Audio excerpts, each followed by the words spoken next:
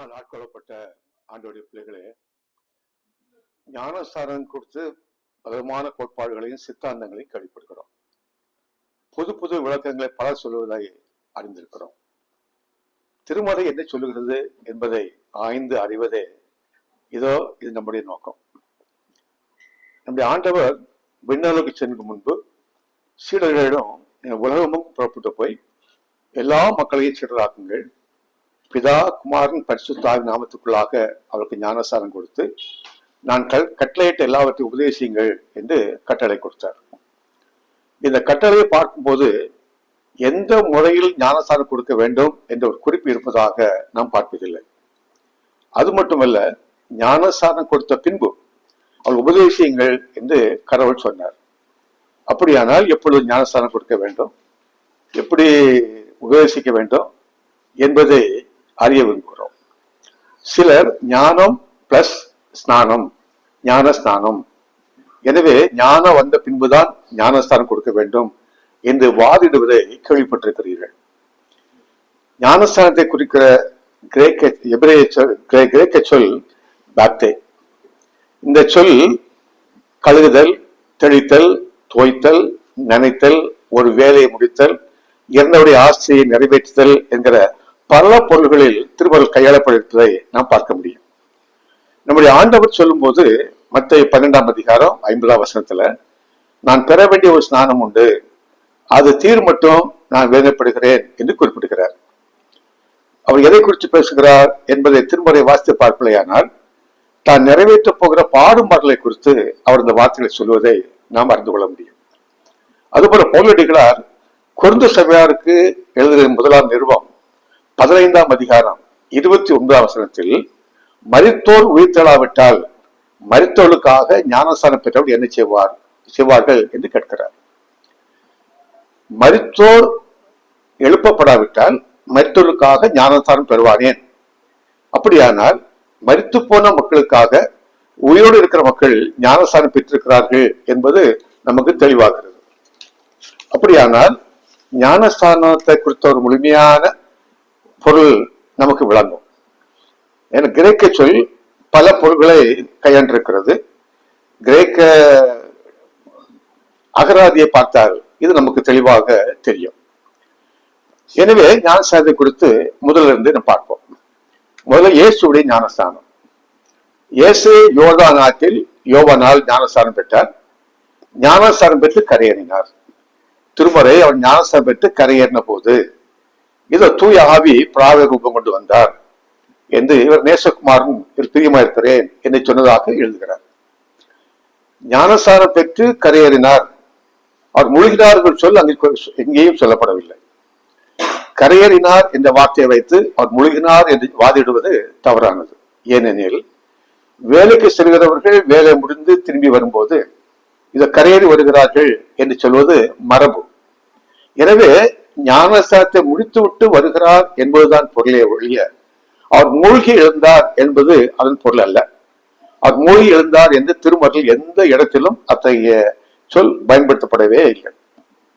இன்னொன்று, இஸ்ரவேலுடைய விடுதலை பயணத்தை பற்றி நான் வாசிக்கும் போது 1 கொரிந்தியர் 10ஆம் அதிகாரம் முதல் 2 வசனங்கள் வாசிக்கும் போது இஸ்ரவேல் மக்கள் மேகத்திலும் சமுத்திரத்திலும் ஞானஸ்தானம் பெற்றார்கள் என்று பவுல் எழுதுகிறார்.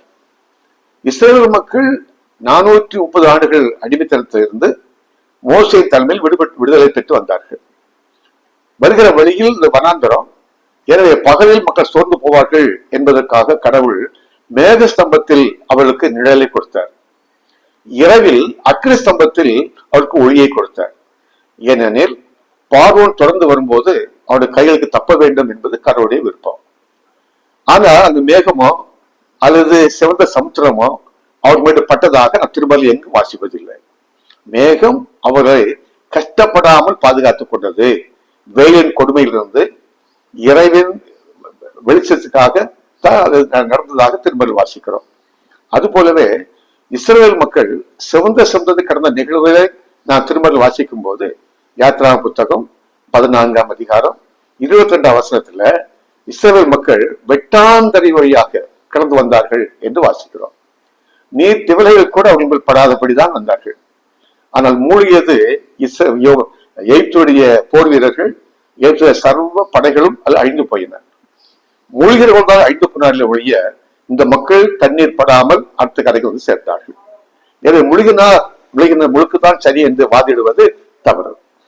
அடுத்த நிகழ்வு 1 பேதுரு 3ஆம் அதிகாரம் 20, 21 வசனங்களை வாசிக்கும் போது இங்க பேதுரு அப்போஸ்தலர் இதோ பேழையில் 8 பேர் காக்கப்பட்டார்கள், அதற்கு ஒப்பனையான ஞானஸ்தானமாவது என்று குறிப்பிடுகிறார்.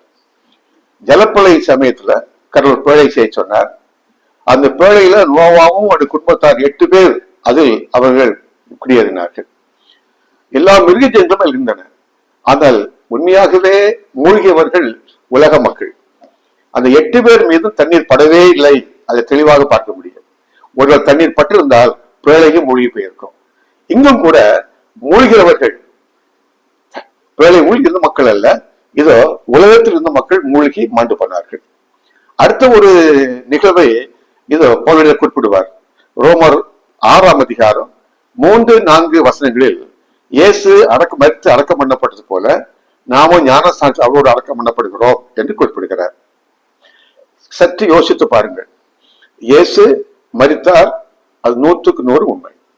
அதே வேளையில் இயேசு அடக்கம் பண்ணப்பட்டது நாம் என்று அடக்கம் பண்ணப்படுவது போல பூமியின் அடியில் அடக்கம் பண்ணப்படவே இல்லை. அவர் அடக்கம் பண்ணப்பட்டது கன்மலையில். இஸ்ரவேல் மக்கள் மலைகளை குடியிருந்தாங்க. சிட்டி ஸ்டேட்ஸ்ல கேள்விப்பட்டிருப்பீங்க. அதை பார்த்தீங்கன்னா ஒவ்வொரு சிட்டி ஸ்டேட் மலைகள் மேல்கள்ல ஒரு குகை இருக்கும். அதில் ஒரு குகை வெட்டுவாங்க. இறந்து போன அந்த குகையில வச்சு அந்த குகையை அடைச்சிடுவாங்க. அப்படி அடைச்சிட்டு அடுத்த மரணம் வரும்போது அந்த குகையை திறந்து இதை இரும்பலை எடுத்து ஊருக்கு வெளியே இருக்கிற போன் பிட் சொல்றதுல கொண்டு போடுவாங்க. சொல்லி அந்த கல்லறையை சுத்தம் பண்ணி அதுதான் அடக்கம் பண்ணுவாங்க. ஆபிரகாமுடைய மனைவி அப்படி அடக்கம் பண்ணப்பட்டார். ஆபிரகாம் அப்படி அடக்கம் பண்ணப்பட்டார். ஈசாக்கு அதே போல கோகையில் அடக்கம் பண்ணப்பட்டார். இதுதான் அந்த கால வழக்கம். அது போலவே இயேசு மரித்த போது அரிமத்திய ஊர் யோசேப்பு அவனுக்கு என்ன வெட்டி வைத்த கல்லறையில் இயேசுவை அடக்கம் பண்ணினார். அந்த கல்லை மூடினார்கள், அதுக்கு காவல் வைத்தார்கள். நாம் நினைப்பது போல பூமியிலே குழி தோண்டி அதிலே புதைக்கிற வழக்கம் அக்கால மக்களுக்கு இருந்ததில்லை. அப்படியானால் இயேசு உயிர் திறந்த போது கல்லறை திறந்தது.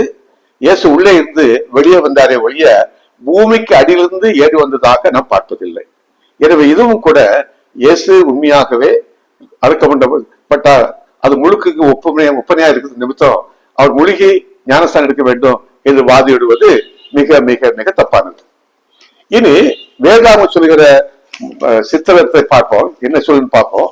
ஒன்று யோவான் சொல்லும் போது, யோவான் மார்க் 1ஆம் அதிகாரம் 8ஆம் வருஷத்துல யோவான் ஸ்தானம் என்ன சொல்றாரு? நான் ஜலத்தினால் உங்களுக்கு ஞானஸ்தானம் கொடுக்கிறேன், அவரோ அல்லது இயேசுவோ பரிசுத்த ஆவியினால் ஞானஸ்தானம் கொடுப்பார் என்று குறிப்பிடுகிறார்.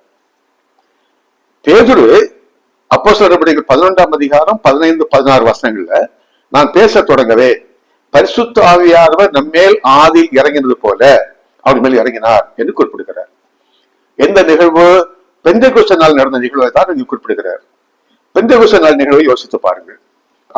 அப்போஸ்தலர் நடவடிக்கைகள் 2ஆம் அதிகாரம் முதல் 3 வசனங்களை வாசிக்கும் போது மக்கள் எல்லாரும் கூடியிருந்தார்கள்.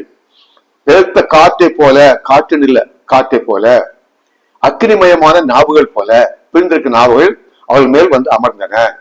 யாரும் ஆவியில முங்கல, அவங்க மேல தொட்டுது, அவங்க மேல வந்து அமர்ந்தது. அதைத்தான் அவர் சொல்றாரு. அதனால நான் தண்ணீரை முங்குது மாதிரி பரிசுத்த ஆவிக்குள்ள முங்கினதாக நாம் பார்ப்பதில்லை. அப்போ ஞானஸ்தானம் என்பது மூலிகைதாக எடுக்க வேண்டும் என்று வாதிடுவது தவறு. அதோடு வேதாகமத்தில் குறிப்பா புதிய ஏற்பாட்டுல எந்த இடத்திலும் மூலிகை ஞானஸ்தானம் பெற்றான் என்ற ஒரு நிகழ்வு இடம்பெற்றதே இல்லை. அதுபோலவே இதோ போய் மூலிகை ஞானஸ்தானம் பெறு என்று சொன்னதாகவும் கேட்பதில்லை. எனவே மூலிகைதான் ஞானஸ்தானம் பெற வேண்டும் என்று வாதிடுவது தவறானது. அது